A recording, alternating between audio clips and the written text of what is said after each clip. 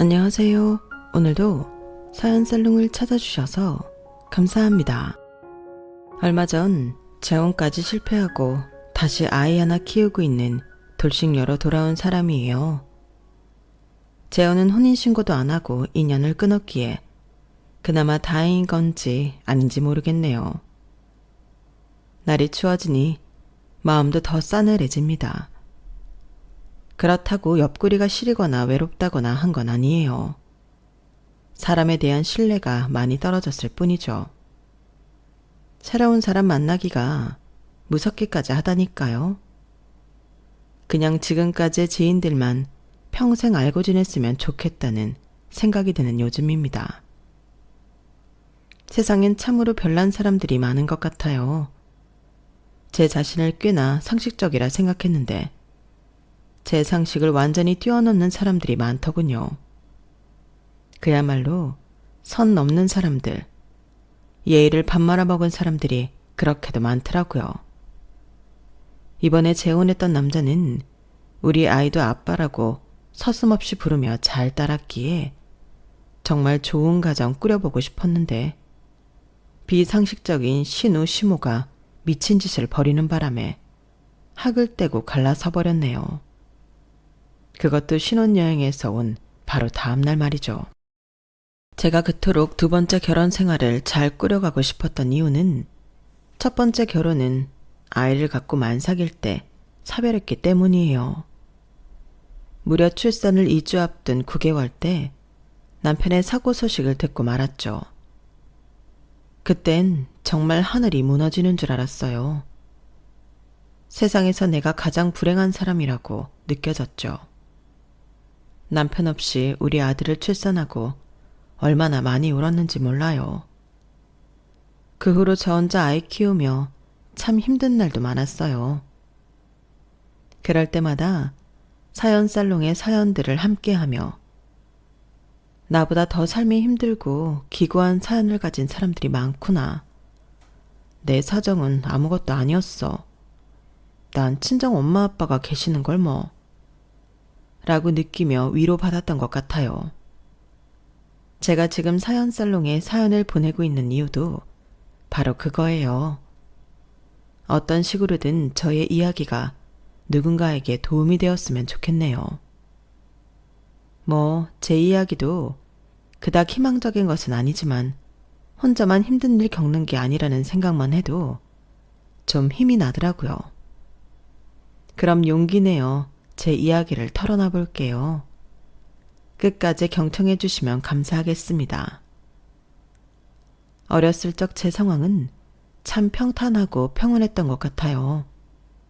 그땐 그 평온함이 영원할 줄 알았어요. 엄마 아빠 밑에서 아기 새 마냥 부모님이 주는 걸 넙죽넙죽 받아먹으며 사는 게 당연한 줄 알았죠. 제 인생의 평화는 미성년자 시절이 끝인 줄은 꿈에도 몰랐어요. 다시는 되돌릴 수 없는 꿈 같은 시간이었죠. 저희는 지방 소도시에 살았는데 서울 번화가에 할아버지 때부터 내려온 다 쓰러져가는 조그만 건물이 하나 있었어요. 그 허름한 건물에서 월세가 1,000만 원이나 나온다더군요. 부동산에 관심이 있거나 돈 좀 있는 집 같았으면 노른자 땅에 위치한 그 건물들을 리모델링이라도 했을 텐데 지금까지 그대로 월세만 받고 있네요. 여튼 별 욕심 없이 긍정적인 우리 엄마 아빠는 그 건물에서 나오는 월세로 편하게 잘 사셨어요. 부모님에게 건물주가 직업이었고 별도로 일을 하진 않으셨죠. 그러니 삶이 얼마나 평온했겠어요. 집값도 싼 지방에 살다 보니 더 여유롭게 살 수 있었던 것 같아요. 부모님이 싸우실 일도 없었죠. 집안엔 하하호호 웃음이 끊이질 않았죠. 저와 제 남동생까지 네 식구가 늘 즐겁게 살았어요. 엄마는 요리사 뺨치게 요리를 정말 잘하셨어요. 그런 엄마를 닮아 옆에서 사부작사부작 요리 흉내를 내다 보니 저도 영양사를 꿈꾸게 되었죠. 공부를 엄청 잘하진 않았지만 그래도 인서울 식품영양학과에 진학하게 되어 서울로 올라왔어요. 4학년까지 무난히 다니며 여자 동기들과 졸업여행을 떠나게 되었어요. 산과 계곡이 있는 경치 좋은 곳으로 말이죠. 이제 사회인이 되기 전 마지막으로 회포를 푼다는 기분에 친구들과 맥주를 마시고 계곡물에서 수영도 하며 즐겁게 보냈어요. 수영을 잘 못했던 전 튜브를 끼고 깊은 곳까지 개 헤엄이라도 치면서 놀았어요. 그런데 졸업사진 예쁘게 찍는다고 다이어트를 너무 해서인지 갑자기 튜브가 쏙 빠져버리더군요. 양옆이며 어디든 디뎌보려 했지만 손과 발이 닿을 수 있는 곳은 없었어요. 너무 순식간의 일이라 소리를 지를 새도 없이 꼬르륵 깊은 계곡물로 빠져 들어가 버리고 말았어요. 제가 빠진 걸 친구들도 눈치 못 챌 정도로 조용히 가라앉고 있었죠. 미친 듯이 발버둥 쳤지만 제 몸이 떠오르진 않더군요. 점점 숨이 막혀왔고 그 뒤론 기억이 안 나요. 눈을 떠보니 쨍한 햇빛이 보였어요. 계곡물을 얼마나 먹었던지 연신물을 토해내기 바빴죠. 정신이 들어요? 아가씨, 이 아가씨 성함이 뭐예요? 아, 수진 씨요? 수진 씨, 괜찮아요? 숨 쉴 수 있겠어요? 제보를 탁탁 치며 정신 드냐고 물어보던 사람을 보니 처음 보는 남자더군요. 옆에는 같이 왔던 친구들이 너무 놀라 사색이 되어 절 둘러싸고 있었어요. 수진아, 이제 정신이 좀 들어? 119 불렀으니 구급 대원들이 곧 올 거야. 이 남자분이 계곡 속으로 다이빙해서 널 구해주셨어. 우린 네가 계곡물에 빠졌는지도 몰랐는데 어느새 보니 튜브만 있고 넌 없더라고. 진짜 깜짝 놀랐지 뭐니? 천만 다행이야. 그때 당시에는 뭐가 뭔지 정신이 하나도 없더군요. 여름이었지만 춥게 느껴졌고 잠시 후 산 중턱까지 와준 구급대원들 덕에 병원으로 실려가서 안정을 취할 수 있었어요. 며칠 후 제정신이 좀 들었을 때 날 구해준 남자에게 연락을 했어요. 좋은 식당에 가서 밥을 사드렸고 카페로 향했죠. 그제서야 그 남자 얼굴을 제대로 보며 이야기를 나눌 수 있었어요. 전 그 산 중턱에서 번지점프 관리하고 지도해주는 일 하고 있어요. 그날 일찍 퇴근하고 내려가는 중이었는데 웬 예쁜 아가씨가 아이 마냥 튜브 타고 계곡물에서 버둥버둥 대고 있더라고요. 너무 귀엽고 예쁜 모습에 넋놓고 보고 있었죠. 그러다 갑자기 튜브만 남고 아가씨가 꼬르륵 물에 빠지길래 뎁다 뛰어들어서 구한 거예요. 이렇게 멀쩡히 살아주셔서 감사해요. 인명구조 자격증도 있지만 실제로 물에 빠진 사람을 구해본 건 처음이어서 깨어나실지 걱정되더라고요. 감사한 건 저죠. 제 이름은 백수진이에요. 성함이 강정철님이시라고요. 정철씨, 정말 고마워요. 정철씨 아니었으면 지금 이렇게 카페에서 커피 한 잔도 못 마시고 저승 갈 뻔했네요.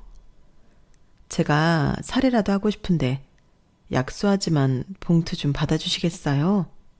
제 감사의 마음이에요. 전 100만 원이 든 봉투를 내밀었어요.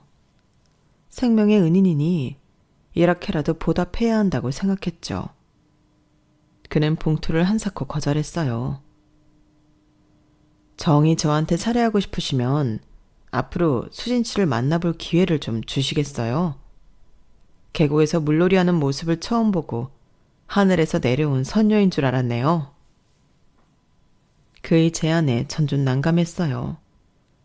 남자 대 여자로 만난 게 아니라 단지 생명을 구해준 게 감사해서 살해하기 위해 만난 건데 그는 처음부터 절 여자로 보는 듯 했죠. 그 남자에게 사실대로 얘기하진 않았지만 솔직히 그의 직업이나 외모도 제 스타일은 아니었어요. 야외에서 일하기에 하얀 눈동자와 이빨만 보일 정도로 까무잡잡한 그의 피부와 작은 키 때문이라도 남자로서 마음에 들진 않았어요. 그날은 대충 얼버무리며 헤어졌지만 그날 이후로 강정철 이 남자는 계속 연락을 해오더군요. 말은 또 어찌나 잘하던지 전화기 너머로 듣는 그의 꿀보이스에 점점 빠져들었어요. 저도 모르는 사이에 말이죠. 저도 참 나빴던 게 싫으면 싫다, 좋으면 좋다 라고 분명하게 말을 했어야 하는데 취업이다 뭐다 바쁘다는 핑계로 그와 가끔 연락하고 만나는 사이로 1년을 보냈네요. 그렇게 1년 후 제 마음이 반 이상 그에게 넘어갔을 때쯤 그 사람이 제게 지난 1년간 쓴 일기장을 건네주더군요. 그 속엔 절 처음 본 순간부터 시작되어 온통 제 얘기로 가득했어요. 그 남자 앞에서 일기장을 천천히 읽으며 눈물이 주르르 나더군요. 지난 1년간 내 생각하며 이걸 다 쓴 거예요? 세상에.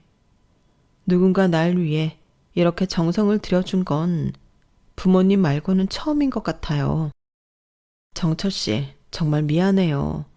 취업하고 일하느라 바쁘다는 말도 안 되는 핑계로 괜히 정철 씨 마음을 온전히 받아주지 못했네요. 나도 정철 씨 많이 좋아하고 있어요. 아니, 이미 사랑하고 있었는지도 모르겠어요. 드디어 나한테 마음을 열어준 거예요? 정말 고마워요, 수진 씨. 그럼 나 수진 씨 손잡고 온 동네방네 여자친구라고 소개시키고 다닐 수 있는 거죠? 야호! 그렇게 연인이 된 우리 커플이 가장 많이 한 이야기는 서로에게 고맙다는 말이었어요.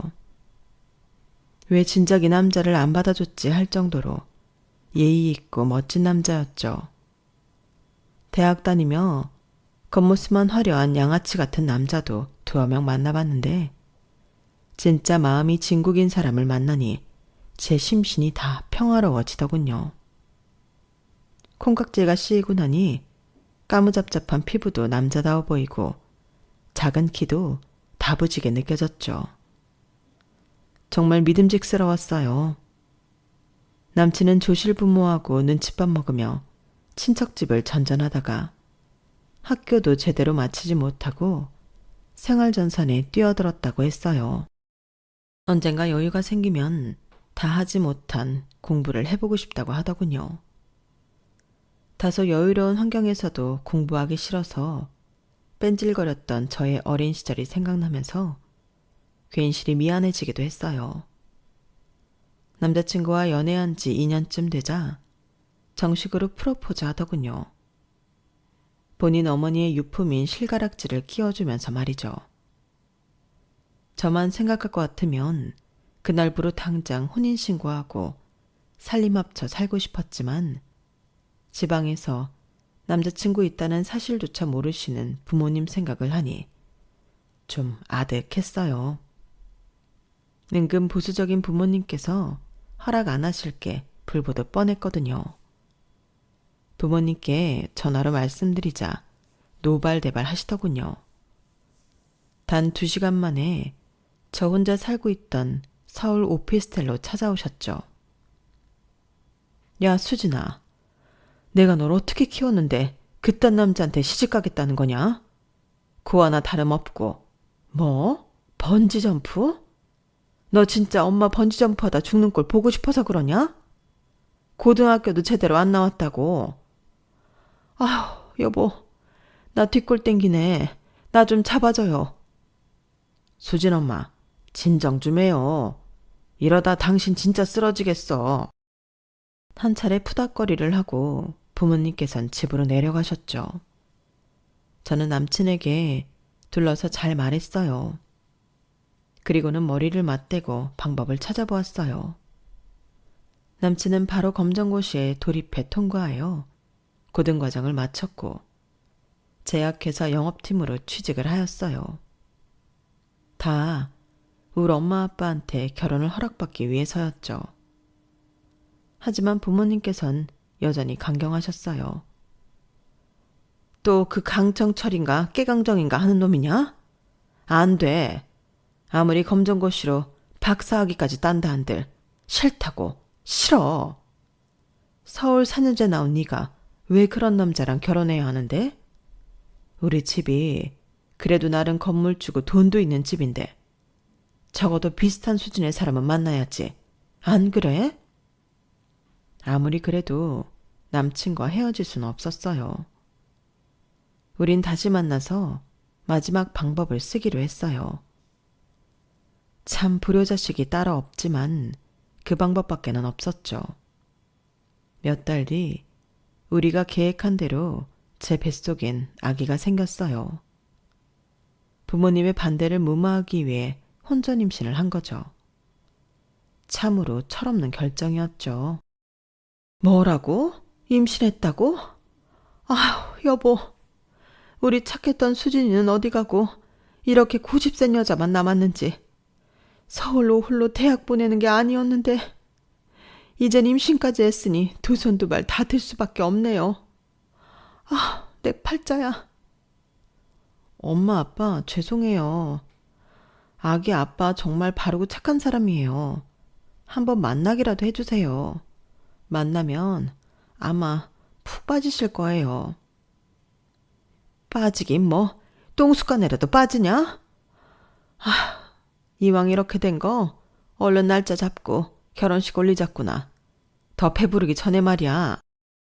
드디어 저희 친정 부모님이 남친을 만나주셨고 결혼을 허락하셨어요. 남친을 직접 만나고 엄마 아빠 두 분 다 남친의 예의 바르고 진중한 모습에 안심하신 것 같다군요. 그토록 반대했던 엄마가 남친의 손을 붙잡고 말씀하셨어요. 어차피 결혼할 거니 강서방이라고 부르겠네. 그동안 반대한 거 정말 미안하네. 이렇게 괜찮은 사람이었다면 진짜 결혼을 허락할걸. 그놈의 조건이 뭔지. 자네도 나중에 자식 키워서 결혼시킬 때 되면 내 맘 이해할 수 있을 거야. 조실 부모하고 지금까지 얼마나 힘들었을지 내 마음이 다 아프구먼. 이제 우리 수진이랑 뱃속에 아기 태어나면 예쁜 가정 꾸려서 행복하게 살아. 우리 부부가 자네 엄마 아빠 노릇 해줄게. 우리도 나름 세련된 스타일이라 노타치 할 거야. 간섭은 안 하되 최대한 지원은 많이 해줄게. 수진이 남동생은 결혼하려면 아직 멀은 것 같으니 말이야. 남친은 엄마의 환대에 뜨거운 눈물을 흘렸어요. 남친의 어깨를 들썩이며 우는 모습은 처음 봤네요. 그렇게 우린 진짜 가족이 되어 뱃속의 아기가 건강히 태어나기만을 바라며 행복한 나날을 보내고 있었어요. 모르는 사람이 보면 쌍둥이 가진 거 아니냐고 할 정도로 배가 많이 나오더군요. 중학교에서 영양사로 근무하던 전 육아휴직을 내고 출산일만 기다리고 있었죠. 출산이 한 2주 정도 남았을 때 갑자기 전화벨이 울렸어요. 모르는 번호로 말이죠. 강정철 씨 배우자 되십니까? 사거리에서 큰 사고가 나서 현장에서 사망하셨습니다. 어서 빨리 병원으로 와주시기 바랍니다. 보호자가 있어야 사망 선고를 할 수 있거든요. 네? 뭐라고요? 이거 보이스피싱 같은 거 아니에요? 방금 멀쩡하게 출근한 사람이 왜 갑자기 사망했다는 거예요? 지금 어디서 전화하신 거예요? 보이스피싱이길 바랬어요. 사실이 아니길. 이게 현실이 아니길 간절히 기도하면서 병원으로 향했죠. 심지어 아직 따뜻한 그의 시신을 만지며 거의 혼절하다시피 울었어요. 그 병원에서 남편의 장례식까지 치르게 되었죠. 장례식 첫째 날 조문객을 받으려는데 갑자기 배가 너무 아프더군요. 출산이 가까워진 시점이라 아기가 나올 것을 예상하고 장례식을 치르던 병원에서 긴급으로 출산을 하게 되었어요. 남편 없이 진통하며 남편과 꼭 닮은 아들을 낳았는데 너무 서러웠어요. 장례식은 남동생에게 맡겨두고 친정 부모님께서 제 곁을 지켜주셨죠. 아들은 다행히 아무 이상 없이 3.7kg의 우량아로 잘 태어나줬어요.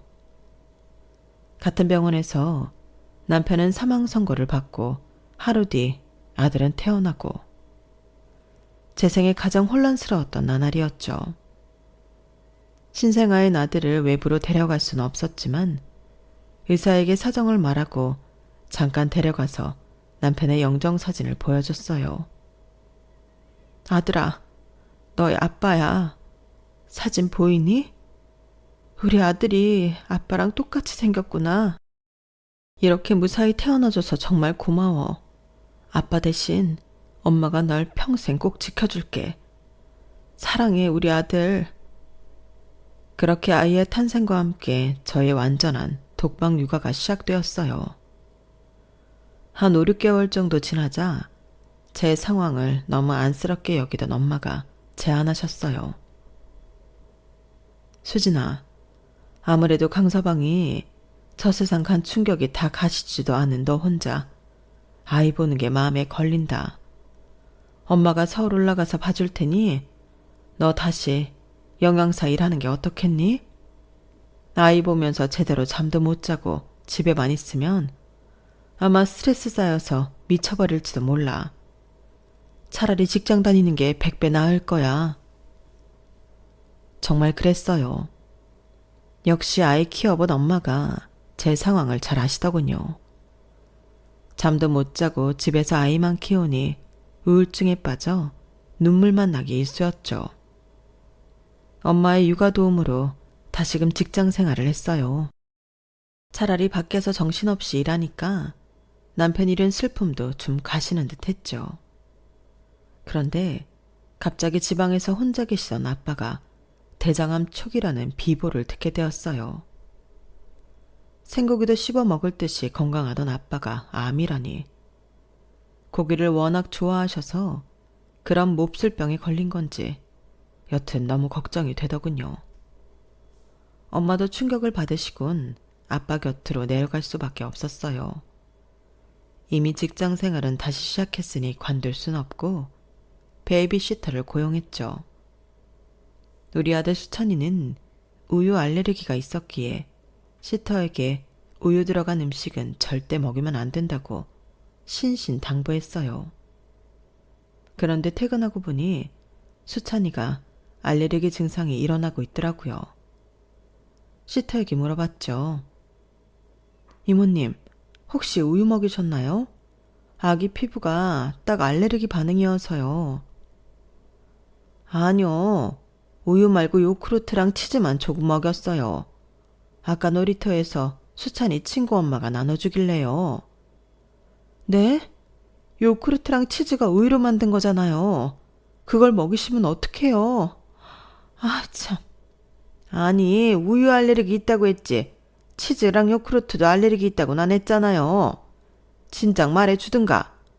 애가 약한 걸 왜 남 탓하고 지랄이야. 저 여기 그만둘래요. 허. 그렇게 어이없는 시터가 있는가 하면 집안의 아주 사소한 물품들을 하나 둘씩 집으로 가져가던 시터도 있었죠. 제가 그리 까다로운 사람도 아닌데 마음에 맞는 도우미를 찾는 일도 쉬운 게 아니더군요. 어쩔 수 없이 엄마인 제가 아이를 직접 돌볼 수밖에 없었어요. 아쉽지만 직장을 그만두고 말이죠. 역시 엄마인 제가 아이를 돌보니 아이가 눈에 띄게 안정감이 생긴 것 같아서 마음이 놓이더군요. 대신 돈은 벌어야 하니 아이를 키우며 재택으로 할 수 있는 일을 궁리해봤죠. 전공을 살려 집에서 요리를 하여 도시락과 반찬 판매를 시작했어요. 맨 처음엔 동네에서만 잘 팔리기 시작하다 점차 반경이 넓어지더군요. 그러다가 인터넷 판매 경로를 접하게 되었고 냉동 밀키트 판매까지 확장했어요. 캠핑하는 사람이 점점 많아지는 것에 착안해 캠핑용 밀키트를 제작했죠. 일이 점점 커지자 도저히 집에서 나 혼자 일을 볼 수는 없었어요. 결국 사무실을 얻었고 직원 2~3명을 고용해 함께 일을 보았죠. 인터넷 판매가 잘 되니 축적되는 수익의 단위가 달라지더군요. 제 일이 바빠지니 그동안의 히스토리를 다 알고 있던 친정엄마가 절 도와주러 다시 올라오시겠다고 했어요. 아빠가 대장암 수술 받은 게 경과가 아주 좋고 회복도 빨라. 아직 5년은 안 됐지만 거의 완치된 거나 다름없지 뭐. 엄마가 수찬이 봐줄 테니 넌 열심히 일해. 난 우리 딸이 커리어우먼으로 멋지게 사는 게 좋더라. 역시 친정엄마가 이 세상에서 최고라는 생각이 들더군요. 부모님의 하늘같은 은혜에 절이라도 하고 싶은 마음이었죠. 그렇게 몇 년이 흐르고 우리 수찬이가 6살이 되자 친구들이 하는 학습지를 본인도 해보고 싶다고 하더군요. 아직 애기인 것 같은데 공부를 하겠다는 의지가 기특하기도 해서 바로 시켜주었죠. 학습지 선생님은 일주일에 하루 오셨는데 친정엄마의 말에 의하면 젊은 남자 선생님이라고 하더군요. 전 사무실에서 한창 일하고 있을 때라 학습지 선생님을 직접 마주할 일은 없었죠. 미주알 고주알 하루 일과를 잘 말하던 우리 수찬이는 학습지 선생님을 엄청 좋아했어요. 아빠 선생님이 나 엄청 예뻐한다? 나 아빠 선생님 너무 좋아. 이것 봐 엄마. 아빠 선생님이 나한테 로봇 선물도 주셨다고. 완전 멋지지? 대박이지 엄마? 뭐? 수찬이 너 지금 뭐라고 했어? 아빠 선생님? 왜 그렇게 부르는 거야? 함부로 아빠라고 붙이면 어떡해. 선생님께서 당황하셨겠다. 아니야 엄마. 아빠 선생님이라고 부르면 선생님이 엄청 좋아해. 아예 아빠라고 부르라고 그랬어. 아무리 엄마인 저와 외할머니의 사랑을 독차지하고 있던 수찬이었지만 늘 아빠를 찾고 그리워했어요.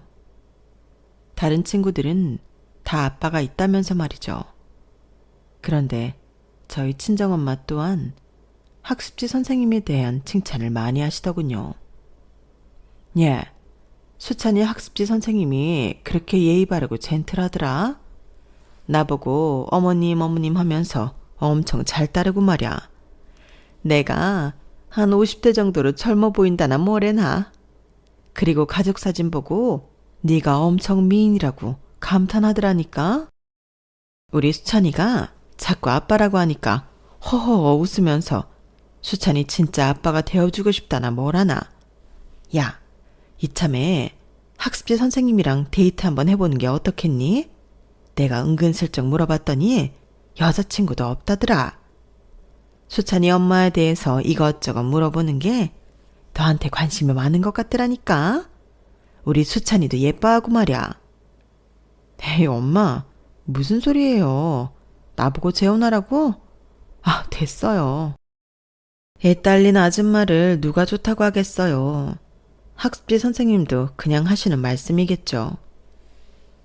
이렇게 웃어 넘겼지만 일만 하면서 외로웠던 터라 학습지 선생님이라는 그 남자가 조금 신경 쓰이긴 했어요. 몇 주 짬이 생겨 우리 수찬이가 수업을 하는 평일 오후에 집에 있어 봤어요. 우리 수찬이와 친정엄마가 입에 침이 마르게 칭찬했던 분위기에 실제로 한번 보고 싶었거든요. 학습지 선생님도 절 보고 흠칫 놀라워하면서도 반가워하더군요. 아, 수찬이 어머님. 사진에서보다 실물이 훨씬 미인이시네요. 이렇게 만나 뵙게 되어 영광입니다. 영광이랑 단어까지 써가며 절 보고 웃는 학습지 선생님의 잘생긴 얼굴을 보니 마음이 혹하더라고요. 그때 친정엄마가 나서서 분위기를 몰아갔어요. 자, 수찬이 수업도 끝났고 이 뒤에 시간 여유가 좀 있으시다고 하니 얼른 두 사람이 집 앞 카페라도 가서 이야기 좀 나눠요. 괜찮죠, 선생님?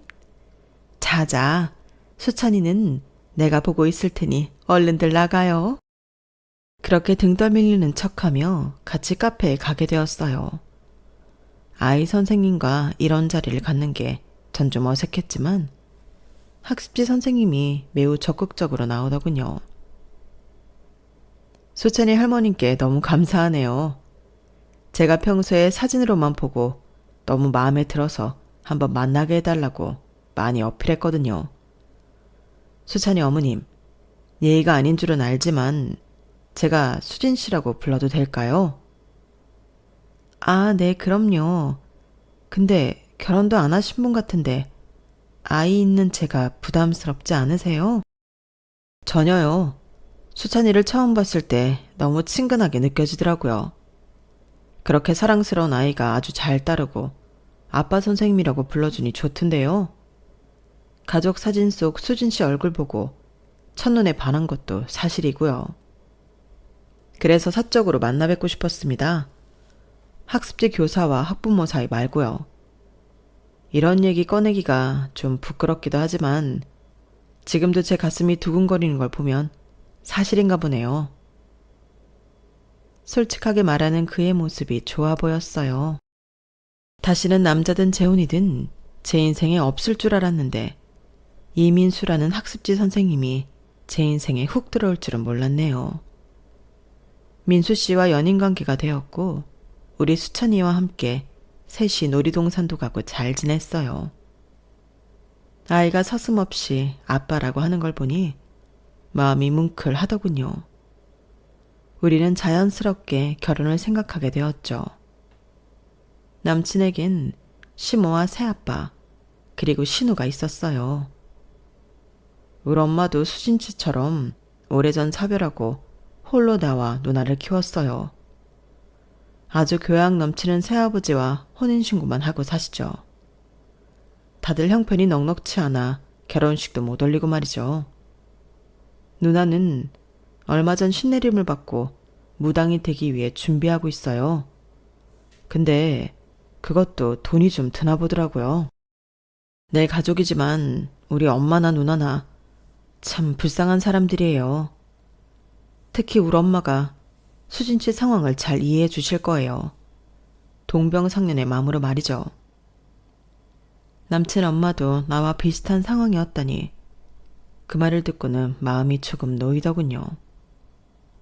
남친이 본인 가족들 얘기 나올 때마다 항상 입에 달고 살던 말이 불쌍하다라는 단어였어요. 그 얘기를 하도 들으니 저도 남친의 엄마와 누나에게 측은지심까지 생기더군요. 아직 한 번도 못 본 사람들인데 말이죠. 여튼 우리 커플은 저희 아들과 친정엄마의 전폭적인 지지 속에 어느새 결혼까지 생각하게 되었어요.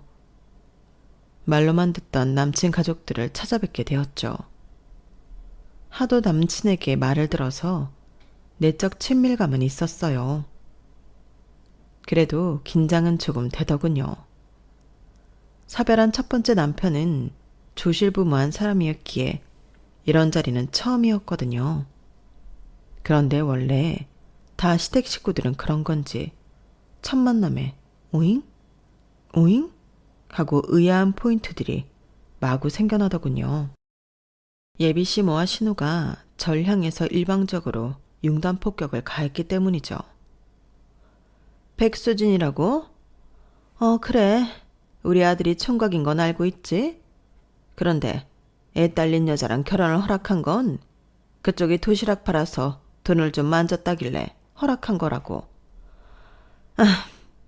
내가 까먹을까봐 친히 종이에 적어왔어. 우리 민수랑 결혼하려면 이 정도는 해와야 한다라는 걸 지금부터 발표할게. 잘 들으라고. 첫째, 우리 빚 3억 5천을 갚아줄 것. 둘째, 나랑 내 남편이 결혼식도 못 올리고 있으니 우리 부부 먼저 재혼식을 올려줄 것. 셋째, 우리 딸내미가 신내림 받는 비용을 대주고 신당을 차려줄 것. 넷째, 지금 사는 집을 우리와 공동명의로 해줄 것. 어때? 간단하지? 전 방금 내가 무슨 얘기를 들은 건지 머릿속이 하얘졌어요. 지금 저보고 그걸 다 들어달라는 말인가요? 무슨 매매운 하는 것도 아니고 제가 민수 씨 바지가랑이 붙들고 결혼해달라고 사정하는 입장도 아닙니다, 어머님. 얼핏 들어도 좀 과한 요구 같은데 제가 민수 씨보다 벌이가 좋은 건 사실이니 뭐 일부만 들어드릴게요. 적당히 태합해보죠. 뭐? 이게 뭐가 과해? 1년에 1억도 넘게 번다면서 여기서 뺄 게 어딨다고 타협을 해? 참네. 아니, 애 딸린 여자가 총각을 채갈 거면 그에 맞는 대가를 치러야지. 저에게서 돈을 뺏어가려는 그들의 의지의 눈빛을 보니 정말 재수가 없었어요. 기분이 나빠서 더는 그곳에 못 있겠더군요. 저 이 결혼 못하겠습니다. 죄송합니다. 먼저 일어날게요. 민수 씨, 미안해요. 이 결혼 없던 일로 하죠. 남친은 저의 폭탄 선언에 사색이 되어 절 붙잡았어요. 남친의 손을 뿌리치고 일단 집으로 돌아왔어요. 제 뒤통수에 대고 남친의 누나가 쌍욕을 하더군요. 그러거나 말거나 나왔어요. 더 이상 그들과 상종하고 싶지 않더군요. 제가 사별하고 아이 있는 여자라는 이유만으로 하대하는 게 너무 기분 나빴죠. 아무것도 없는 사람이었지만 착하고 성실했던 전 남편이 떠올랐어요. 살아있었다면 우리 아들 수찬이와 함께 정말 행복하게 살았을 텐데 자기 아들 얼굴도 못 보고 이 세상 떠나며 어찌 눈을 감았을꼬. 그동안 저 혼자 이 악물고 버티며 아들 키우고 사업체 일으켰던 시간들이 주마등처럼 스쳐 지나갔어요. 이런 어이없는 일을 겪으니 모든 걸 다 놔버리고 나 홀로 훌쩍 떠나버리고 싶더군요. 하지만 정신 차리고 현실로 돌아와야 했죠. 전 한 아이의 엄마니까요.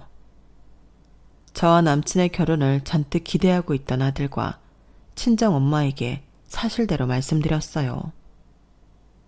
엄마, 죄송해요. 이 결혼 못할 것 같아. 시댁 측에서 요구하는 게 너무 많네. 애 딸린 여자라는 이유로 내게서 엄청난 돈을 뜯어가려 하잖아. 자기네들 빚까지 갚아달래. 더 황당한 건 뭔 줄 알아? 이 집을 자기네들하고 공동명의로 해달라잖아. 상식 없는 사람들이에요. 적당히 타협해보려 했는데 뜯어내려는 의지가 아주 확고하더라고요. 그냥 나중에 결혼 경력 있는, 경제력 있는 남자 만나게 되면 그때 다시 결혼 생각해볼게요. 민수 씨랑은 헤어지기로 했어요. 그랬더니 한숨 쉬는 친정엄마 옆에서 눈을 반짝이며 듣고 있던 우리 수찬이가 난리를 피우더군요. 엄마, 선생님이랑 헤어졌다고요? 안 돼. 안 된다고요. 내 아빠 돌려내요. 둘이 결혼식장까지 가라고요. 내가 축가 부르기로 했잖아요. 나 아빠 선생님이랑 같이 살고 싶어요. 친정엄마도 절 설득하기 바빴어요. 수진아, 수찬이가 이렇게 좋아하는데 다시 한 번만 생각해봐. 네 말대로 적당히 타협해서 부분적으로만 들어주면 되잖니. 지금 네 사업이 워낙 잘 되고 있으니 말이다. 좋은 남편, 아이에게 좋은 아빠 얻는다 치고 눈 딱 감고 한 번만 굽히고 들어가. 그리고 결혼해서까지 계속 돈 얘기하면 그때 칼 차단하고 말이야. 남편이랑 사는 거지 시댁 식구들하고 사는 건 아니니까 말이야. 돈 좀 있는 집에 시집 와서 한 번도 시집살이를 겪어보지 않은 엄마는 정말 우유부단하게 말씀하셨어요. 저도 시집살이를 겪어본 적은 없었기에 친정엄마의 회유에 조금 마음이 움직이기도 했죠. 무엇보다 남친인 민수 씨가 그날 보러 와서 무릎 꿇고 싹싹 빌며 사과했고 그 후로도 제 마음을 돌리기 위해 가진 애를 쓰더군요. 친정엄마와 수찬이와 합세해서 말이죠. 수진씨, 자기야. 내가 엄마랑 누나랑 잘 막아줄게. 다시는 자기한테 그런 요구 안 하게 말이야. 든든한 방패막이가 되어주겠다고. 그러니 우리 결혼해서 잘 살아보자. 수찬이가 날 이미 아빠라고 부르며 잘 따르고 있잖아. 엄마 닮아서 꽤 우유부단한 성격인 저는 결혼하면 시댁과의 사이에 중간 역할을 아주 잘하겠다는 남친의 제안에 홀락 넘어가서 다시 그와의 결혼을 추진하게 됐어요. 참 바보 같죠? 그런데 총각인 남친이 애 딸린 여자인 내가 뭐가 좋다고 저렇게 매달리나 싶어서 고맙게 느껴지기도 했거든요. 상견례도 안 하는 조건으로 결혼식을 올렸어요. 신혼집은 원래 저와 아들이 살던 집 그대로에 새 가구들로 싹 다 바꿨죠. 그래도 혼수는 해야 했으니까요. 신혼여행은 유럽으로 좀 길게 잡았어요. 무려 한 달간의 신혼여행을 계획했죠. 전 어차피 제가 운영하는 자영업이었고 절 대신해서 업무를 봐줄 직원들이 있었으니까요. 남친은 저와 결혼하면서 학습지 선생님은 관두고 저희 회사에서 같이 업무를 보기로 약속되어 있었기에 둘 다 시간적 여유가 있었죠. 우리가 신혼여행 가 있을 동안 아들인 수찬이는 외갓집에 내려가 있기로 했어요. 안 그래도 저희 친정 아버지께서 수찬이를 많이 보고 싶어 하셨었거든요. 결혼식 당일 신부 대기실에서 잔뜩 치장하고 앉아있는데 시모와 신우가 뱁새 눈을 하고는 제게 다가오더군요. 이번엔 신내림 받았다던 신우가 먼저 시동을 걸었어요. 올케, 나 신내림 받은 거 알지? 내가 신점을 좀 봤는데 말이야. 우리 할미 신께서 올케가 혼수로 한 새 가구들, 그게 우리 민수랑 올케를 다 잡아먹는데. 그러니 그냥 없애는 게 나을 것 같아. 네? 형님, 혼수로 이미 다 사다 놓은 걸 없애라니. 그게 무슨 말씀이세요? 지금 결혼식 손님 받느라 정신 없으니 제발 그런 이상한 말씀 좀 하지 마세요. 이번엔 시모가 나섰어요. 아주 시모와 신우 둘이 쿵짝이 잘 맞는 최고의 콤비더군요. 야, 신내림 받고 아주 용한 무당이 된 신우의 말을 경청할 줄 알아. 너 결혼하는 거 보니 내가 아주 배가 아프구나. 셈이인 난 재혼 결혼식도 못 올리고 혼인신고만 하고 사는데 말야. 아, 내 팔자야. 본인 재혼 결혼식 못했다며 아들 결혼식에서 질투가 난다느니 눈물까지 보이는 시모가 어이없었어요. 정말 괴상망측한 시댁 식구들이었죠. 하지만 저도 결혼식은 처음이라 하도 정신이 없어서 다 잊어버리고 한 달간의 신혼여행길에 올라섰어요. 신혼여행을 마치고 재미있었지만 피곤한 몸을 이끌고 돌아와서 신혼집 문을 열었는데 너무 충격이었어요. 가득 채워놨던 혼수들이 싹 다 사라지고 집이 휑한 거예요. 이게 뭐야? 민수씨, 우리 혼수로 사놨던 물건들이 싹 다 사라졌어요. 도둑 맞은 것 같아요. 어떡해. 살면서 도둑을 맞아본 적이 한 번도 없었던 터라 온몸이 바들바들 떨리더군요. 일단 경찰에 신고를 했어요. 그랬더니 다음날 경찰 측에서 연락이 왔어요. 주택 앞 길가의 CCTV를 조회해봤더니 좀 이상하네요. 아무래도 오셔서 CCTV를 확인하셔야겠습니다. 전 아직도 진정이 안 되는 마음으로 남편과 경찰서로 가서 CCTV를 함께 보았어요. 거기서 도둑 맞은 걸 확인했을 때보다 더 큰 충격을 받았죠. 제가 혼수로 마련한 가구들을 낑낑대며 나르고 있던 건 바로 시모와 신우이였던 거예요.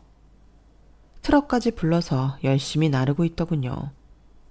얼핏 보기에 트럭 운전석 자리에 있던 건 시부 같았어요. 아주 시댁 식구들이 전부 합세해서 저희 집에 쳐들어와 혼수들을 다 빼간 거였어요. 그제서야 신부 대기실에서 혼수 어쩌고 저쩌고 하던 시모와 신우가 떠오르더군요. 설마 혼수품을 가져갈 줄은 꿈에도 몰랐어요. 아마 새 가구들은 모조리 다 시댁으로 향했을 테고 우리 결혼식을 질투하던 시모가 잘 쓰고 있을 것 같았죠. 안 봐도 빤했어요. 화가 머리 끝까지 난 저는 일단 남편에게 소리를 쳤어요. 이게 어떻게 된 일이야? 어머님이랑 형님이 우리 집 비밀번호는 어떻게 알고? 자기가 말했어? 남의 비밀번호는 왜 말하고 난리야? 그리고 자기네 가족들 도벽 있어? 왜 비싸게 주고 산 혼수들만 싹 다 훔쳐간 건데? 왜? 제가 난리치자 남편도 미안한 기색 없이 제게 소리쳤어요. 뭐? 도벽이 있냐고? 아무리 그래도 너무 심하게 말하는 거 아니야? 우리 식구들을 도둑 취급하다니. 우리 엄마랑 누나 불쌍한 사람들이라고. 우리 신혼여행 갔을 때 우리 집 대청소해준다고 하길래 비밀번호 알려줬다. 왜? 이제 가족인데 그 정도도 못 알려줘? 대청소를 이렇게나 깨끗하게 해줄 줄이야. 아주 세간살이를 싹 다 훔쳐가셨네. 시원하게 말이야. 그놈의 불쌍하단 말 좀 그만해. 대체 뭐가 불쌍하다는 거야?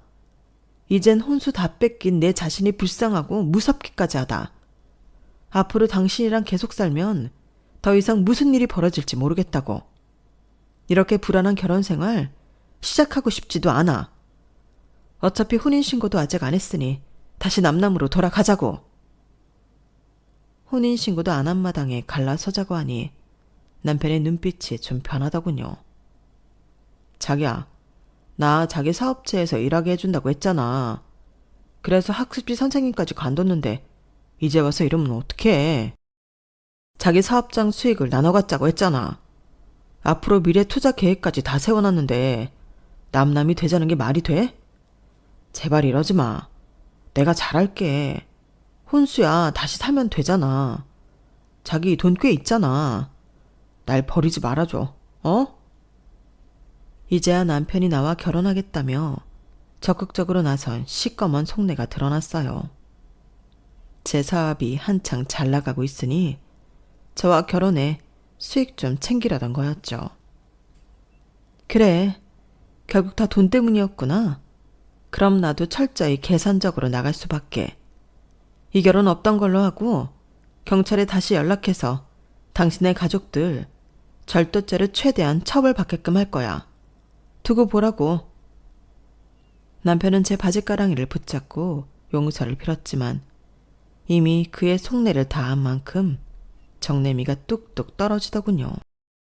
평소에 친하게 지내던 형사사건 전문 변호사에게 자문까지 구해서 시모와 신우를 절도죄로 처벌받을 수 있게 강구 중입니다. 아주 괘씸하기 짝이 없어서 말이죠. 아, 지금 생각해도 너무 열이 받네요. 세상엔 참 별일이 다 있는 것 같아요. 현명한 여러분께서는 저와 같은 일을 겪지 않길 바랄게요. 애초에 저처럼 바보 같은 선택을 하시지도 않으셨겠지만 말이죠. 세상살이가 참 제 맘 같지 않은 요즘입니다. 하도 마음이 답답하여 용암 무당을 찾아 굿이라도 한판 하고 싶네요. 신내림 받았다던 신우이한테 그렇게 당해놓고 또 점집을 찾다니 저도 참 한심하죠. 당분간은 연애 생각 접고 우리 수찬이 잘 키우고 사업에 힘을 쏟으며 살아야겠어요. 제 팔자에 남자는 없나 봅니다. 핑크빛 사랑 이야기는 사연살롱의 다른 사연들을 들으며 대리만족하려고요. 그럼 모든 분들은 제 대신 행복감 충만한 하루 보내시길 바랄게요. 여러분, 사연 댓글에 응원과 현명한 조언 부탁드려요. 좋아요와 구독은 저에게 큰 힘이 됩니다. 오늘도 좋은 일 가득하세요.